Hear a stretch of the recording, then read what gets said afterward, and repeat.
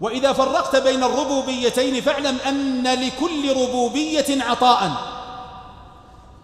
أما الربوبية العامة فعطاؤها عام، وهو العطاء الذي يأتي للكفار أكثر مما يأتي للمسلمين، وهو عطاء لا يقتضي رحمة ولا يقتضي رضا ولا يقتضي جنة ولا يقتضي مغفرة، بل يقتضي استدراج.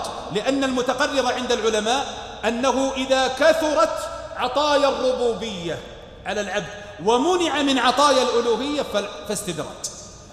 إذا أكثر الله عليك من عطاء ربوبيته ولكن حرمك من عطاء ألوهيته فاعلم أنه يستدرجك، كما قال الله عز وجل: فلما نسوا ما ذكروا به، أي في الألوهية والإيمان، فتحنا عليهم أبواب كل شيء، أي ربوبية عامة.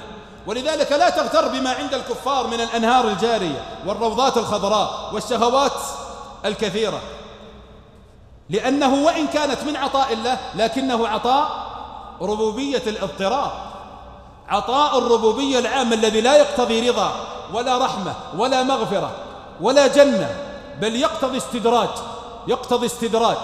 سنستدرجهم من حيث لا يعلمون.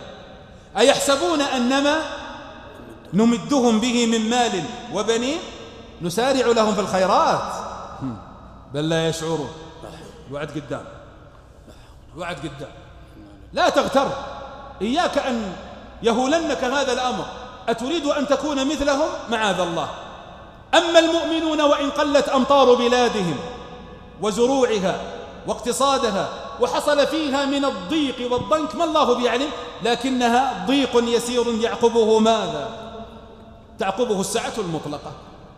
ولغمسة في الجنة تنسي أشقى أهل الدنيا ما مر عليه في دنياه من عظيم الشقاء والأهوال. فاصبروا يا أهل الإيمان، الصبر على هذه الدنيا وضنكها وهمومها وآلامها وأمراضها، فإنه يعقب ذلك والله فرج عظيم.